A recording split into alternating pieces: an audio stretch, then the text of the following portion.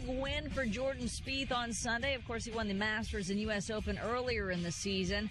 But after finishing second, 3 strokes behind eventual winner Jason Day, Spieth is the new world #1 golfer. Feels really good. This is it's an unbelievable feeling. I knew when we were walking up to 18 green, by that time I'd accepted that Jason was going to win. And I knew 2 putts in, and we had that goal. And that's incredible. I mean, so much work has been put in since we turned professional, and what a year it's been. So Spieth takes over the world #1 ranking. Rory McIlroy falls to #2 after his 17th place finish at the PGA. Jason Day, the winner yesterday, moves up to #3, and after missing the cut entirely, Tiger Woods drops to #286. Multiple reports say Daniel Briere retiring from the NHL after 17 seasons. Breaking sports news as it happens, I'm Deb Carson. The digital age that we find ourselves in, the age of social media, the age of consuming everything on demand when you want it, streaming, skipping commercials, Netflix, Amazon Prime, all of the above. Doesn't it seem like, in a lot of ways, oh my God, it's fantastic? In the 90s, they were talking about the future, and they're right. It is amazing. It's amazing. It's incredible. Your phone. Think about maybe the first computer you ever got back in the day when a household computer became a thing in the 90s and early 2000s. And yeah, think about that time. Think about what your computer could do then and what your phone can do now. It outpaces it so much. Several years ago, like 2, 3, maybe even 4 years ago, Patton Oswalt, the comedian, got on stage and pointed this out to a bunch of his comedic peers, saying, just do it. Be yourself. There's never been a better time than this digital age to make something of yourself as a comic. You can get yourself out there with Twitter. You can get yourself out there with Facebook and YouTube. And he held up his phone and he's like, I'm holding in my hand more filmmaking capability than Orson Welles had for his movies. So the digital age, truly incredible. Very impressive stuff going on, for sure. And parts of it are amazing. Parts of it, though, doesn't it feel as though the digital age amplifies some of the worst traits in human nature 1,000-fold? The willingness with which people are leaping headlong with vigorous abandon into arguments on message boards, spouting off like confident authorities on things that they have no clue about, really. They just know, I'm going to be right. What's that old expression? Can't come to bed. Someone's wrong on the internet. Got to stay up and argue with a faceless stranger on Facebook. And people get that much more aggressive and that much more nasty, and they let things fly in ways that they never would in the past. And I'm telling you now, as we continue in this digital age, temper yourselves with a little humanity and reason. And remember the words of Doris M. Smith, who said, arguing with a fool proves that there are two. Boy, she'll talk a bunch, but then I've got a hunch. And if I step to you, you back right down, can't see it through your Mic check 1 2 1 2. This is Concept 714, host of WakeTheFlock.net, the #1 hip hop podcast in the world. You are now listening to AD on your radio.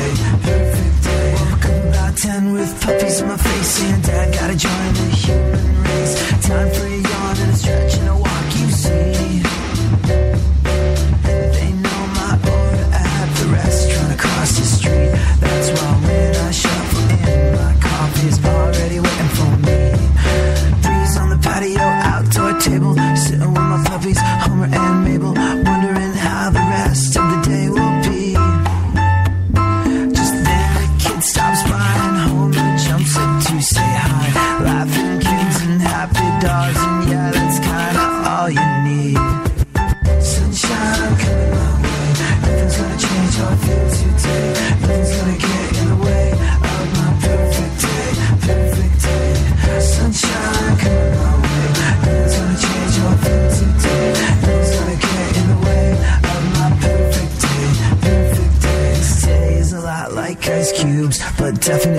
much less gangster. With a start like this, on a day like this, it's good to be this white boy prankster. I don't push a Benz, love my VW, drive an old drop top, it's what I love to do. And it gives me the work on time to say hello to you. On your radio, mad money, no, but I love what I do. On the radio, hear me yell the whole night through. I'm feeling so lucky that I can be the voice that you hear in this great big city. I rock on your radio, then head home. My puppy's gonna meet me at the door. So excited for a moonlight walk. I think they've never done this before, and it's all good. Sunshine, I come my way. Nothing's gonna change how I feel today. Nothing's gonna get in the way of my perfect day. Perfect day. Sunshine, I come my way. Nothing's gonna change how I feel today. Nothing's gonna get in the way of my perfect day. Perfect day. It's all what you make of it. It's all what you make of it, yeah. It's all what you make of it. It's all what you make of it, yeah.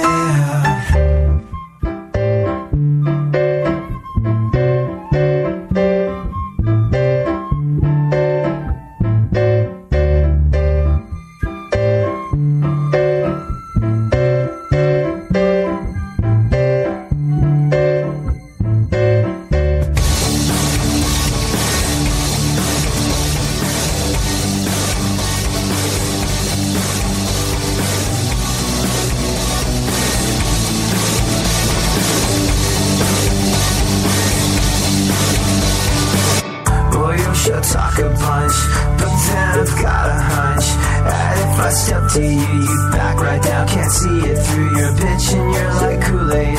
You're just 10% juice, punk. And I picture my fist smashing through your teeth, and I smile to myself as I watch you start to bleed. And I watch you hit the floor and kick your head and while you're down, and I make it so you never show your face when I'm so it's about to go down.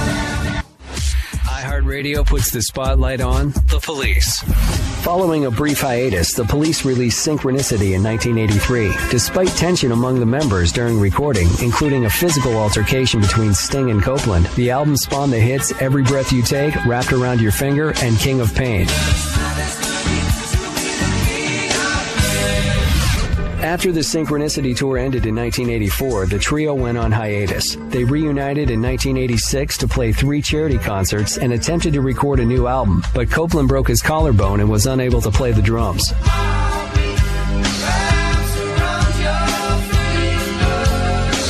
The members pursued solo careers, and the Police didn't reunite until 2007 when they went on a 30th anniversary reunion tour. It lasted just over a year and became the 3rd highest grossing tour of all time when it ended. In 2008, they released DVD and CD set Certifiable live in Buenos Aires.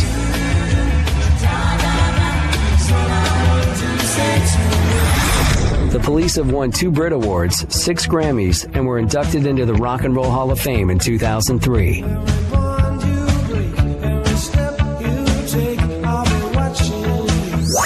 All things Police, info, music, and more are on iHeartRadio. Keyword The Police. iHeartRadio goes one-on-one with Bob Seger to discuss how having kids has changed his life. It made finding time to write a lot more difficult because they're just so much fun to be around, you know, and they love having me around, and you know, you just can't, certain things you got to see, you know, those Little League games and the you know, the soccer and my daughter's cheerleading, acting, you know, singing in shows, both of them, you know, yeah, it's just stuff you can't miss. Keep listening to iHeartRadio for more Bob Seger and all your favorite artists.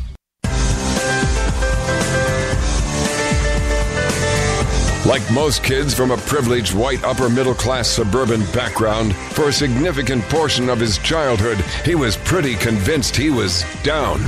AD on the radio. It's true.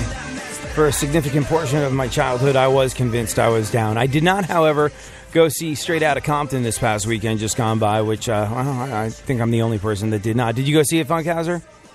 No, but I went to the Teen Choice Awards last night, and I saw a couple of the actors from it. Oh. So, not really, but sort of. Yeah, no, that's not the same thing, but that's interesting. The Teen Choice Awards? It's been so long since I was a teen. Refresh my memory. It's quite confusing there. I don't think when I was a teen they had Choice Awards. No, it started in 99 with Britney Spears. Hi, everybody. Oh, they give out surfboards as awards. I knew that. I think that would mean the last year I was a teenager they had awards. But I was. When you're in your final year of being a teenager, you have no interest in anything teenager. You want to jump straight into your mid-30s, and then you get to your mid-30s and go, maybe I should have enjoyed the Teen Choice Awards back in 99 instead of diving headlong into responsibility, paying taxes, home ownerships, and all the other sort of things that go with being a grown-up that are distinctly unpleasant. But anyways, when you were a kid, Funkhauser, did you get the participation trophies? Did you?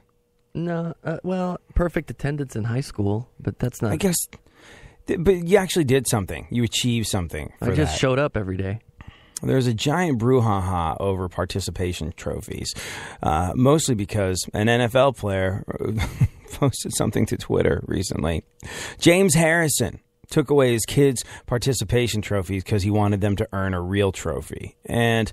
this has ignited the zeitgeist. This has ignited the dialogue with regard to should kids be forced to achieve things at such a young age. I mean, come on, there's more to life than winning, or should they?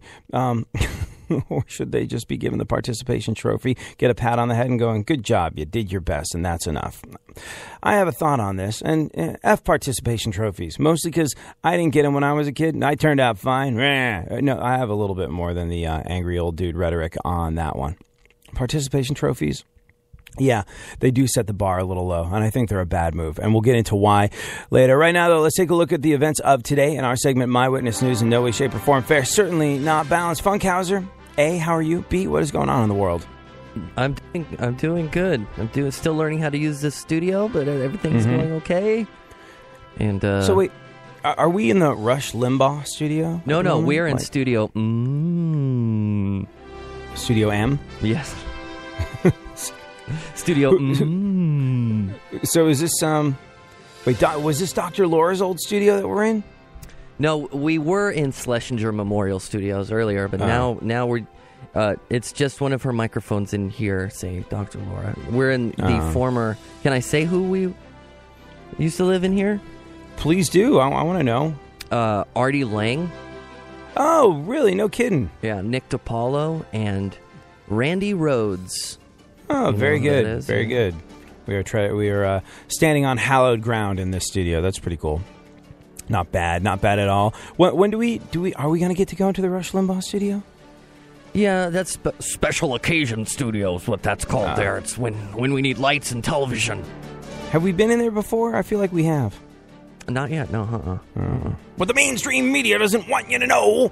I took you on a virtual Snapchat tour once, I think. I'm dying to break that one out. All right, then. Do you know Rush Limbaugh is a big... Rush Limbaugh is the reason why we have this show. Were you aware of that? Did you know? Me? I knew.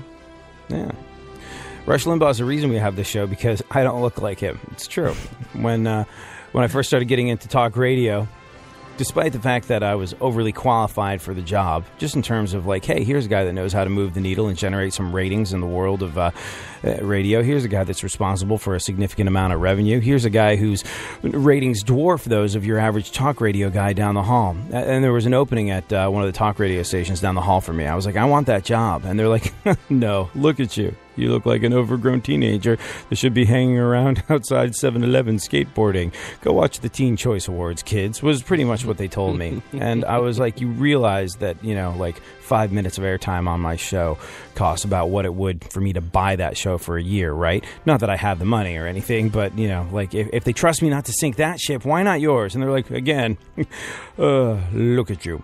And I was sort of like, for one teeny tiny moment, I experienced what it was like to be X'd out of a job that I was overly qualified for because of my exterior appearance. And I thought, oh, God, man, It must suck to be born into, like, I don't know, a color of skin where people are going to X you out of jobs and prejudge you because of something that you, well, have no control over. And I do have control over it. I could get a haircut. I could wear a suit and a sweater vest to work if I wanted to, like the rest of those talk radio yucks. But no, instead what I did was I wrote a letter to the Grand Dragons of Talk Radio with a 5-minute demo of mine being like, here's my stuff. I think I'm awesome. They do not think I'm awesome down the hall. In fact, I've been told that I will never work because I look like this, and put a picture of myself, and not like that, and put a picture of Rush Limbaugh. And I got a response in about 5 minutes being like, how would you feel about doing your own show? And I was like, I would like that. I would like that very much. So one day I hope to meet Rush Limbaugh and be like, what the mainstream media doesn't want you to know is that your outwardly appearance caused me to get a job, or something of that nature. I look forward to the day that can become a reality. I always seem to be sweaty.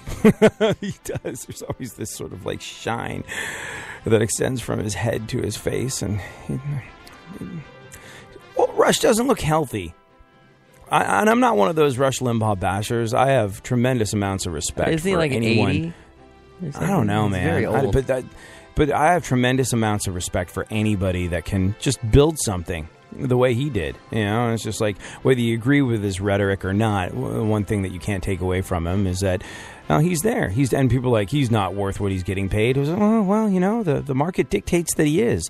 And if he's making it, then ipso facto, he's worth it. And you can never take that away from a guy like that. It's a tremendous, tremendous achievement.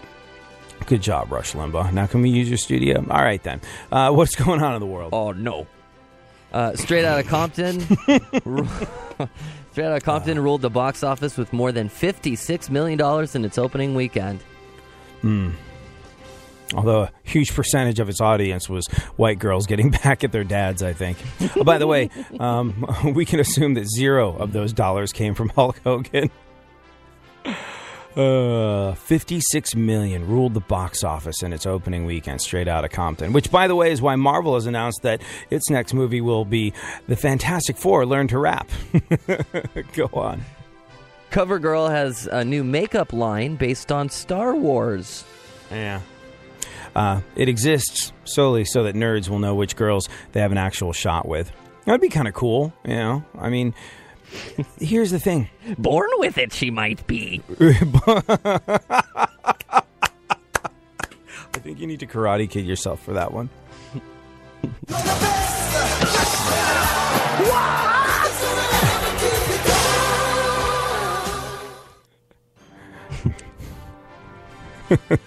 It's very, very good. You know, there's no way that can be topped, so let's just move on to the next one. The trailer for Quentin Tarantino's new movie is out. Yeah. It features Samuel L. Jackson, gratuitous bloody violence, and a plot themed around revenge. I assume. I haven't seen it, but I think it's a safe bet, having seen the last couple Tarantino movies. Probably, and you know what? A cameo of him in glasses, too, somewhere in the background. Yeah. I'll plunk down my $12 and go see it. I find his... You know what I find that you need, though, for a Tarantino movie? Like with Inglourious Bastards or with Django Unchained? The one thing that I think all Tarantino movies rely on is having a well-defined bad guy. Like Inglourious Bastards, they're Nazis. You want to see them meet their grisly death. You want to see them be killed off in the most gratuitous, violent way possible. And same with, 12 Years a Slave. Oh, well, they're, committing incredible atrocities against other human beings or slave owners. It's okay to watch them go down in a fiery ball of bloody death. That's all right. But Quentin Tarantino needs a clearly defined, in no way, shape, or form could this ever be good. There is no doubt. There is no light to their shade. There needs to be a bad guy. So I always wonder who the bad guy is going to be and how they're going to justify them getting just killed off in massive numbers in Tarantino flicks. We'll wait and see on this one. Perhaps we should watch the trailer. I'm not going to watch the trailer. What else? American Idol's Constantine from American Idol. You know that one? Yeah, I think he was just called Constantine because, like you, the rest of America couldn't pronounce his last name. Constantine the Greek, perhaps. He was busted for domestic violence. Oh. Well, I guess the American Idol judges were right. He really is the next Chris Brown. Go on. Jay Leno says Jimmy Kimmel is mean. Hey, did you hear about this? This guy's a mean guy, man. Yeah, Leno says Kimmel's mean. Then he licked the blood off of the knife he stuck in Conan's back and was like, still tasty. Now come with me and check out this big block here on this car here. Jimmy Kimmel is mean to Jay Leno. Like, I think Jimmy Kimmel has a reputation of being the nicest guy in the world, but, like, Kimmel just thinks Leno's a jerk, and he goes out of his way. You know, like, he has his own little vendetta against him. He said something like Jimmy Kimmel does bits where he takes candy, Halloween candy from kids, and he doesn't like that kind of thing. I think one of the things that I like so much about Jimmy Kimmel's show is he's really good at involving kids. And, like, Jimmy Kimmel's a famous practical joker. Like, all of his friends are like, it's just impossible to be around him. And you know you're going to get slimed at some point because that's what Kimmel does. He's just a practical joker. And I think he was a practical joker with his kids. And, like the stealing the Halloween candy and saying, it's all gone. Someone ate it. We're done. There is no candy corn left. You just know that he did that to his kids growing up. Go on. President Obama's Spotify playlist includes Florence and the Machine, Coldplay, The Lumineers, and Brandi Carlile. I wonder if his Black Half has its own playlist, because that... all these years, everyone was worried that he was a Kenyan Muslim communist jihadist, and it's actually worse. Obama's a hipster. Jay-Z? No, I would never have that on my Spotify playlist. Go on. Bill Clinton played golf with President Obama and two others on Saturday in Martha's Vineyard. By the way, the Martha's Vineyard experience, like all the poor hipsters living in Brooklyn, paying they're like, oh, we could eat this month, or we could buy this $90 artisanal T-shirt from our friend. We're going to go with the $90 artisanal T-shirt. All the broke ass hipsters that live in Brooklyn, all their parents are out in Martha's Vineyard right now. This is why they don't. This is why they don't mind embracing the hobo life, and this is why they'll be like, "Oh, I found some perfectly good food in the trash can the other day." And I was like, they know they can run off to Mater and Pater's place in Martha's Vineyard, and everything will be just fine when they want it to be. But the playing golf on Martha's Vineyard thing that Obama has been doing for the last couple of weeks, hand in hand with that Florence and the Machine Coldplay-esque playlist he's got on Spotify. Not a problem. But yeah, Clinton played golf with Obama and a couple others Saturday in Martha's Vineyard. And while Big Bubba, Bill Clinton, had fun, probably nowhere near as fun as the foursome he joined after golfing. I'll bring my playlist. I have a good song from the Mowglis. I wonder if Bill Clinton has problems adjusting back to real life, going to places like Martha's Vineyard after him and Hillary have been tag teaming sort of masses of people at Bilderberg conferences while wearing Baphomet costumes. Go on. Donald Trump has proposed a new electronic verification system so employees can no longer hire illegals. Yeah. In related news, Trump apparently never wants to see another project of his built ever again. Go on. Megyn Kelly of Fox News is going on a vacation. Vacacion. Do you think it's vacation? Like, do you think she knew she was going to be going on vacation before the presidential debate? Or maybe it's sort of like 14 days after it. They're like, why don't you take yourself a nice vacation until this all dies down just a little bit. I believe Donald Trump recommended someplace in Florida. Tampa.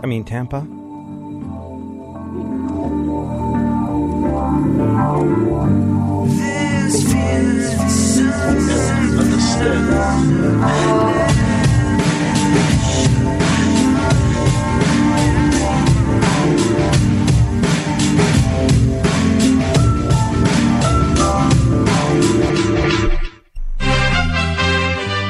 USA Headline News. I'm Kelly Sloan. More classified emails from Hillary Clinton's private server are being found. They have been flagged by officials, according to the Washington Post. South Carolina Representative Trey Gowdy, chairman of the House Select Committee on Benghazi, believes the Democratic presidential frontrunner is hiding something. The more energy she put into cleansing or wiping this server clean, I think your viewers should take or infer from that perhaps there was something on there she really didn't want us to see. He spoke on Fox News Sunday. Officials told the newspaper the figures are likely to grow, but it will take several months to complete the review process.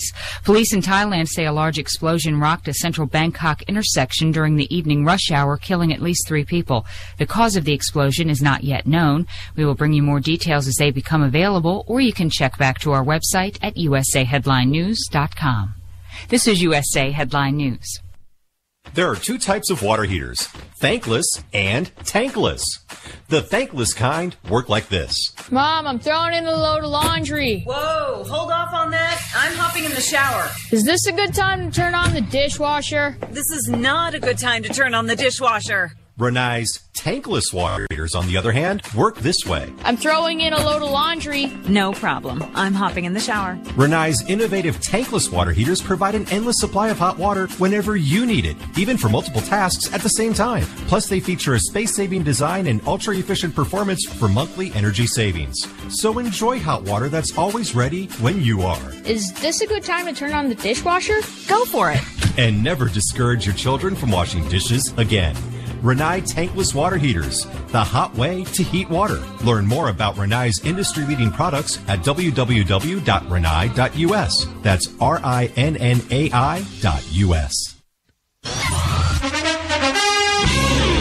In golf at the PGA Championship, Jason Day from Australia finally gets his first career major after several close finishes. He finishes a major record 20 under par for a 3-shot win over Jordan Spieth. As for Spieth, he finishes all 4 majors this year in the top 4. He won 2 of them, and he's the new #1 ranked player in the world. In baseball games to note, Sunday night, the Royals walked off with a 4-3 win over the Angels in 10 innings. With the Angels' loss and the Orioles winning Sunday, Baltimore takes over the 2nd American League wildcard spot. Blue Jays beat the Yankees 3-1. New York's lead atop the AL East is at a half game over Toronto. White Sox beat the Cubs 3-1. The Cubs' 9-game winning streak is snapped. Giants shut out the Nationals 5-0 behind Madison Bumgarner's 14 strikeout complete game victory. The Nationals have now lost 6 in a row. Dodgers get by the Reds 2-1. Zach Greinke hits the game-winning homer and picks up the win on the mound, his 13th of the year. The Pirates beat the Mets 8-1 to sweep the series. I'm Eddie Garcia. We are Fox Sports.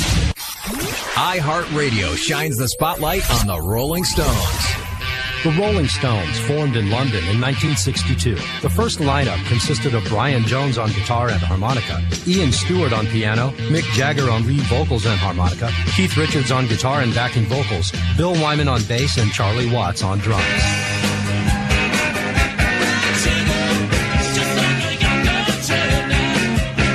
Jones founded and led the band, but Jagger and Richards assumed leadership after becoming the primary songwriters. Jones' increasing physical and mental troubles forced his departure from the band 2 weeks prior to his drowning death in 1969.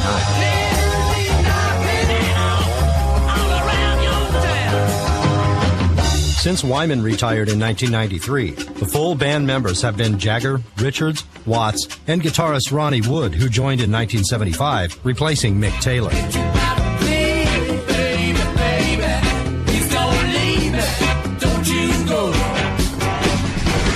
Keep listening to iHeartRadio for more Rolling Stones and all your favorite artists. iHeartRadio shines the spotlight on the Rolling Stones.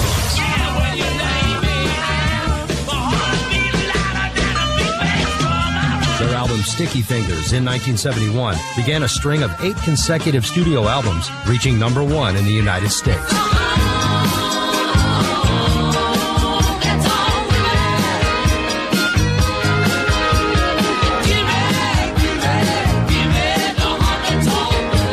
The Rock and Roll Hall of Fame inducted the Rolling Stones in 1989, and Rolling Stone magazine ranked them 4th on the 100 Greatest Artists of All Time list, with album sales estimated at more than 200 million worldwide. It's been over 50 years, and the Rolling Stones are still a force to be reckoned with. Keep listening to iHeartRadio for more Rolling Stones and all your favorite artists.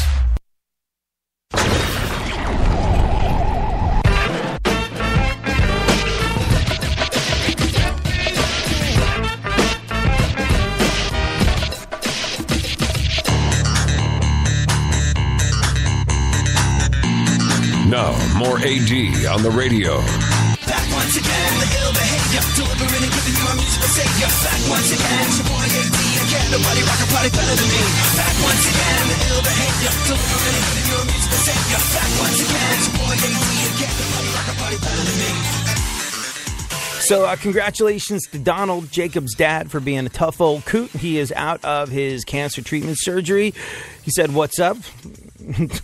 Jacob, sure that's the morphine, but man, you're doing your thing and we are all proud of you. Get well soon, and thank you so much for listening. Thank you so much for being part of our radio family. Lots of love and prayers and best wishes to Donald and his boy Jacob and the whole family who are listening as they are at their father's bedside, and he is on his road to recovery. Alrighty then, Funkhauser. We'll discuss participation trophies in a little bit. There was an NFL player who took his kids' participation trophies away and then tweeted about it, being like, "Oh, they'll get trophies when they earn them, not just for being there." And it's a little bit of a Neanderthal knuckle-dragging, lunk-headed approach to parenting that he's taken with it, especially putting your business on social media. Like, come on, man.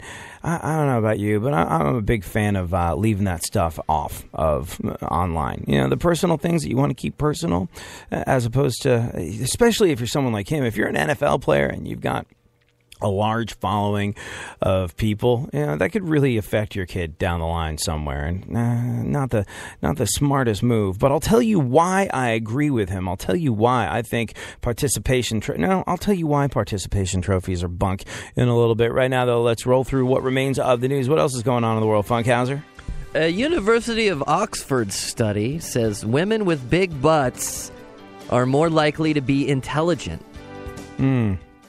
Leave it to Kim Kardashian to undermine the entire University of Oxford. Go on. I agree with that statement, and I cannot lie. Right. I'm a very trustworthy person. I like big butts, and I cannot lie. I was out at a Wu-Tang show were you? over the weekend. Yeah. It wasn't. Congratulations for surviving the weekend. Nah, you know what it is? Like, anyone that was there, I was like, what kind of person goes to a Wu-Tang show? And it wasn't even Wu-Tang. It was a little obscure. It was back in 1995, Raekwon the Chef and Ghostface Killah put out a collaborative album. First, there was the Wu-Tang Clan, but because there was like 8 million of those guys, they knew they were never going to make any money off of their success. So what they did was they used the Wu-Tang Clan to launch solo careers. Like Method Man had a huge solo career, Raekwon the Chef and Ghostface Killah, and they all had sort of like their own thing going for a little bit. RZA definitely did. But they were doing all these different solo projects, but Only Built for Cuban Links came out in 1995, and that was Raekwon the Chef and Ghostface Killah doing their thing. And it was a great, great album, but it was really kind of sort of for hardcore hip-hop fans. It wasn't sort of like easy listening. So it was the 20th anniversary of that album, and that's what they were touring behind. And I was like, what kind of person shows up at a Wu-Tang show now? What kind of person shows up at a Wu-Tang show?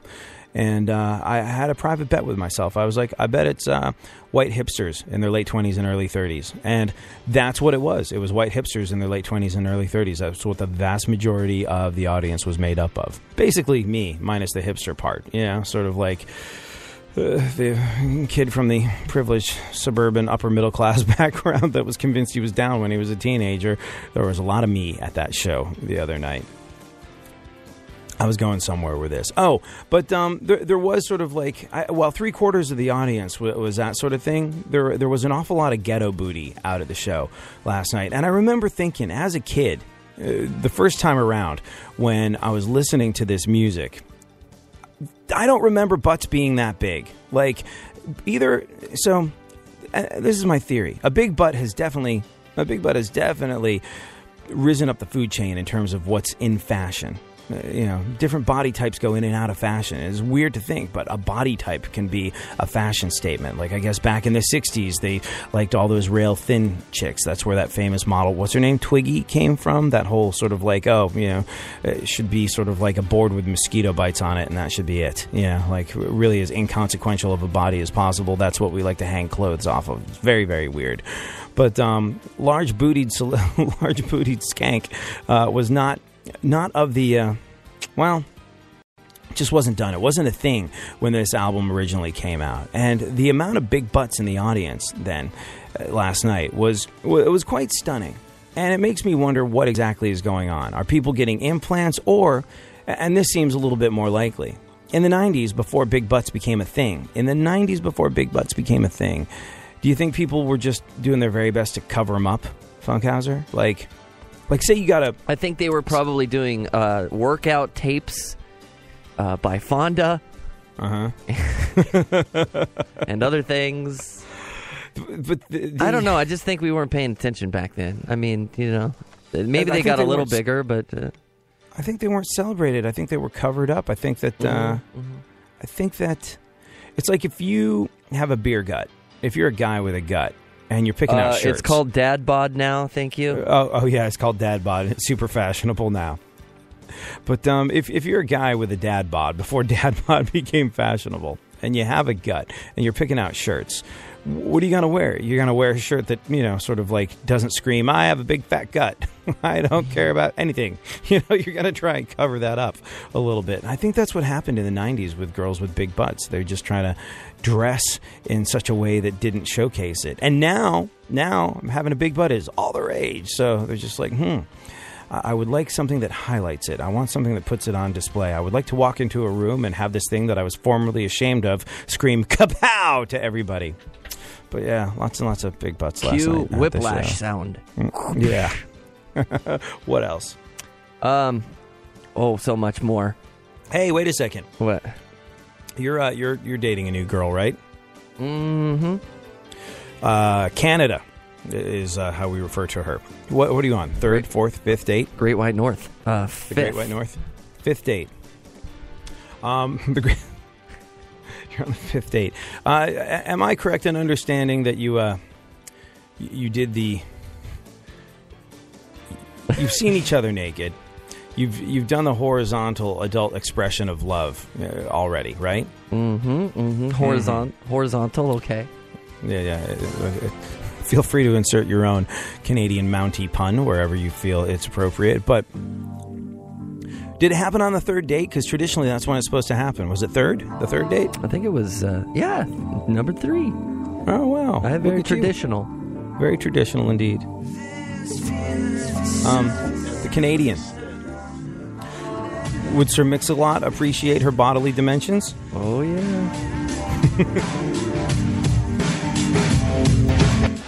iHeartRadio puts the spotlight on U2. Following 1981's October, U2 released War in 1983. It became their first number 1 in the UK and was a hit in the US, topping out at number 12. New Year's Day was the first release by the band to chart on the Billboard Hot 100.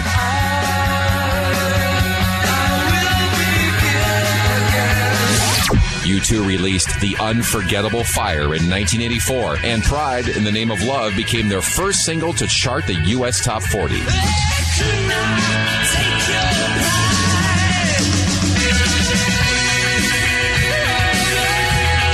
The band increased their exposure by performing in 1985's Live Aid for a worldwide audience of 2 billion. 1987's The Joshua Tree became U2's breakthrough, becoming the fastest-selling album in British history. It hit number 1 in the U.S. and 20 other countries. With or Without You was the band's first number 1 song in the U.S. and Canada. All things U2. Info, music, and more are on iHeartRadio. Keyword U2.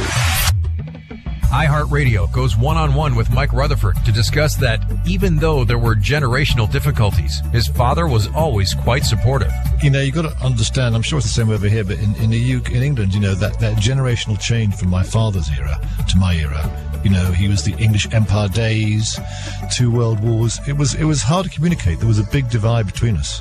It's just there was no dialogue, really. You couldn't discuss things because there was no sort of platform to share conversations on. But no, he was supportive, and in a way, given that he hadn't got a clue what I was doing, what parent did in those days, music, long hair and a guitar, he was given that. He was very supportive. Keep listening to iHeartRadio for more Mike Rutherford and all your favorite artists.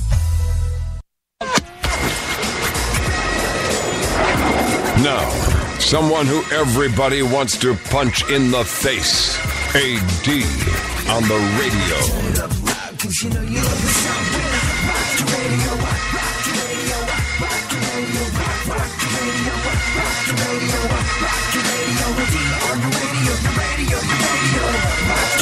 So the Canadian Mountie from the Great White Frozen North. Bodily dimensions that Sir Mix-a-Lot would approve of. Oh, yeah. The anaconda wants some because she's got buns, hun. Yeah, yes. That's good. Is that good is for that you an innuendo?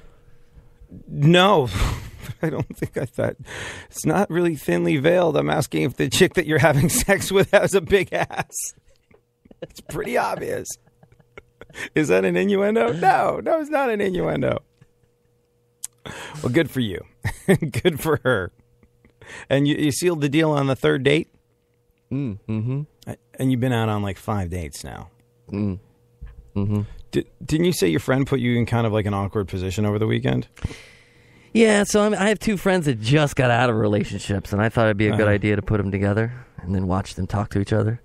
And the girl got out of a guy relationship, guy got out of a girl relationship. Look at you being quite the yenta. Well, it's also a good place to bring in a new person to the group, you know, so they can just watch other people talk for a long time. And how did your two newly single friends get along with one another? You know, they're not for each other, but it's nice to go, yeah. Hear them all go, yeah, me too, yeah. Right.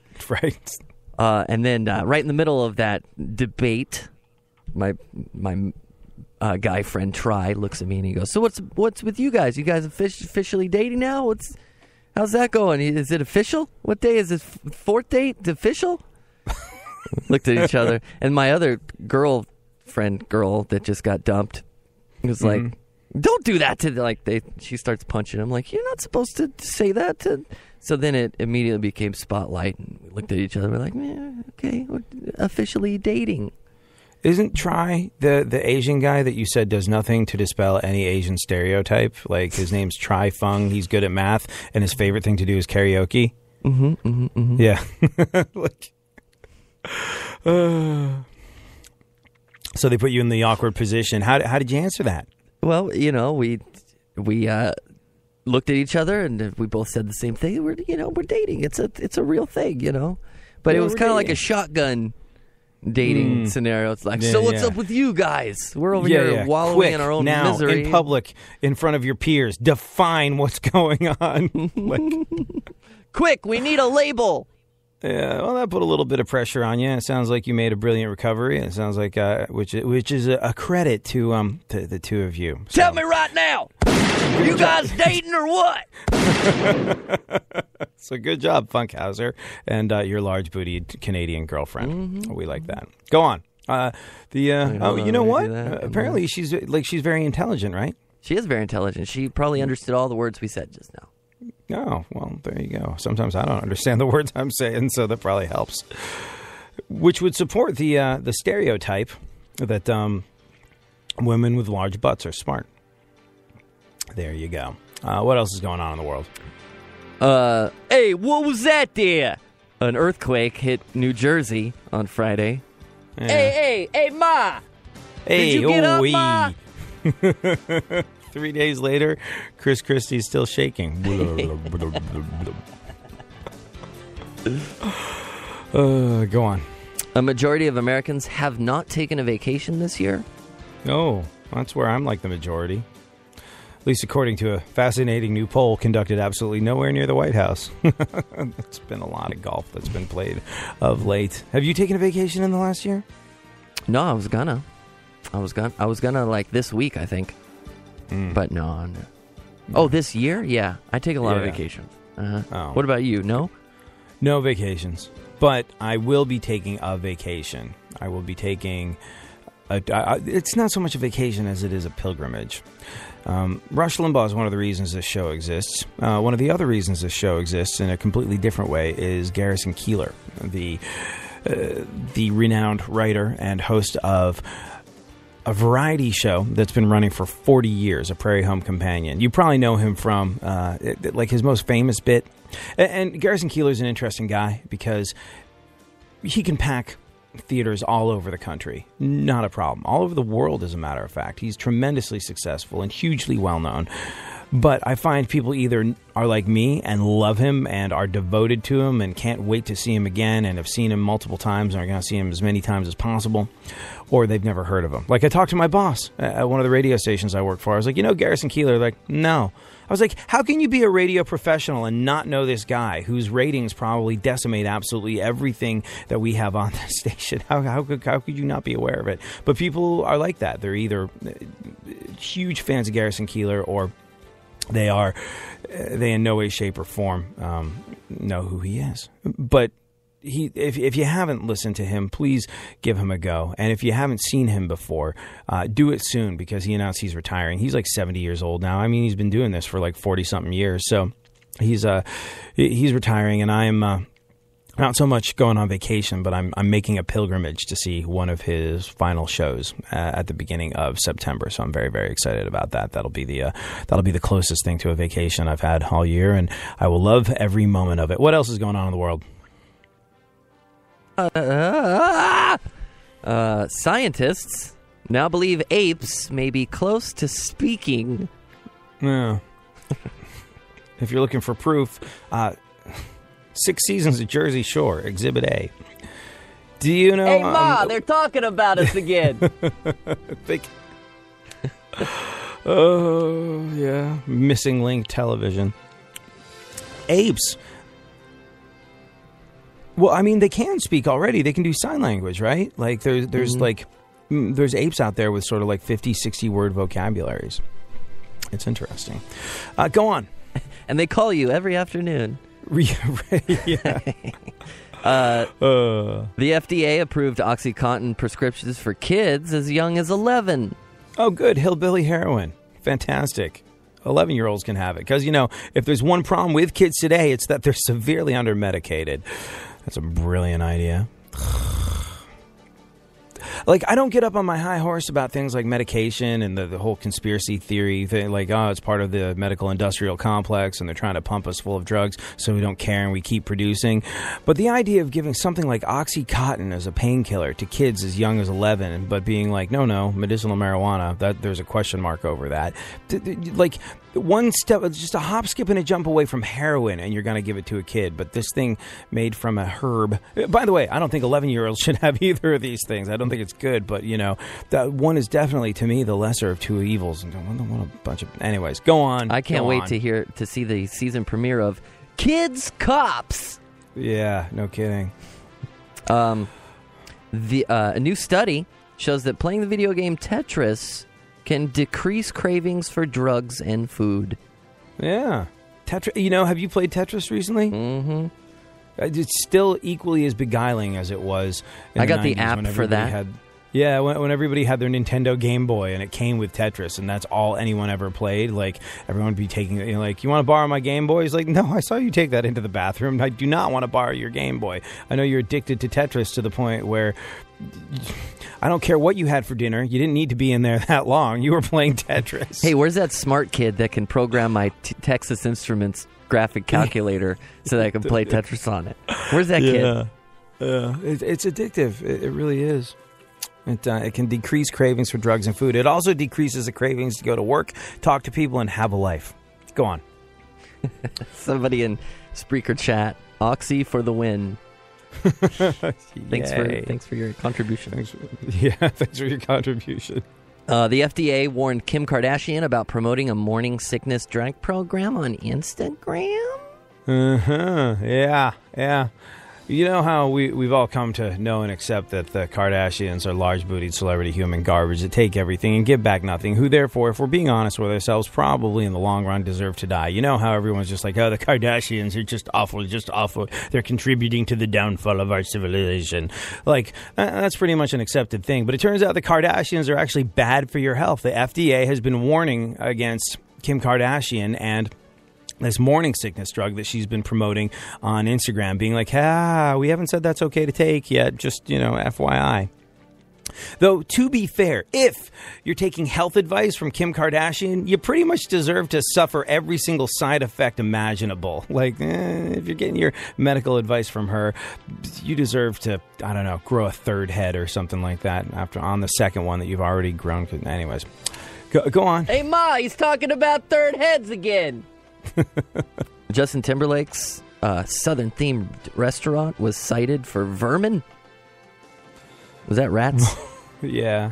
See, I love food. Food's delicious. Food's fantastic. And if you live in a foodie city like Houston, where a lot of our listeners are from and where I spend a lot of my time, it's fantastic. Houston's one of the premier food cities in America, and I think it was rated the best city to go eat in all of America recently. Food in Houston's incredible, and people take it seriously and they respect it, and I love that, because it means if you're a subpar restaurant, you're not going to stay in business, because there's too many other awesome, delicious places with excellent service where you can go spend your hard-earned dollar and get a meal. So that's fantastic. And people in cities like that love and appreciate good food, and they take it seriously, which makes it even more of an affront to everything that you hold dear when someone like Justin Timberlake of NSYNC fame comes along and has a Tennessee-themed restaurant. And just like, I want to see my name on the door. Yeah, that would be cool. As opposed to actually doing the work of being a restaurateur. And his Tennessee-themed restaurant cited for vermin. Although, I've got some friends in Tennessee that would suggest that would make it even more authentic. So, there you go. What else? One more piece of news. One more piece of news. Prince says record contracts are like slavery. Oh, yeah. Record contracts are like slavery. Except for the parts where you make billions of dollars, fly in private jets, have adoring fans, travel on luxury tour buses, pay roadies to carry your equipment for you, have every meal catered to your specific dietary requirements, have a housekeeper, have a maid, have a butler, have a gardener, have a manager, have a business manager, have a tour manager, have a recording engineer on call at all times so you can be creative at a moment's notice, have sex with Carmen Electra and your pick of a constant supply of hot and cold running supermodels, build multi-million-dollar recording studios in your home, turn part of your acres of property into a wildlife reserve and a private petting zoo, live in an entire purple and paisley gold-plated diamond-encrusted mansion. Change your name to a symbol and change it back. Except for that stuff.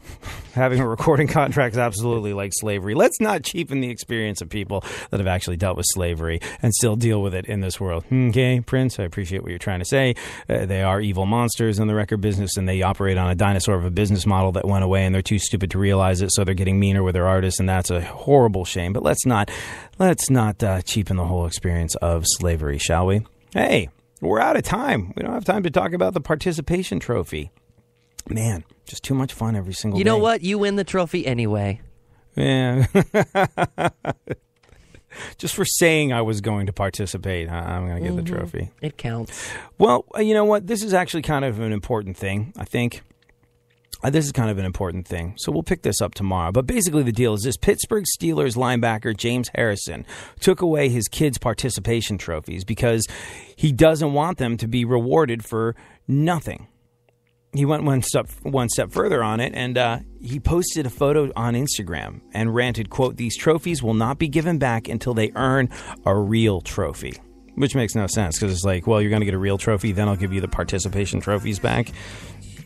As twisted as his knuckle-dragging logic is, I think he makes a very, very good point about what we're teaching ourselves and what we're teaching kids and what we're teaching future generations of Americans by giving them a prize just for showing up.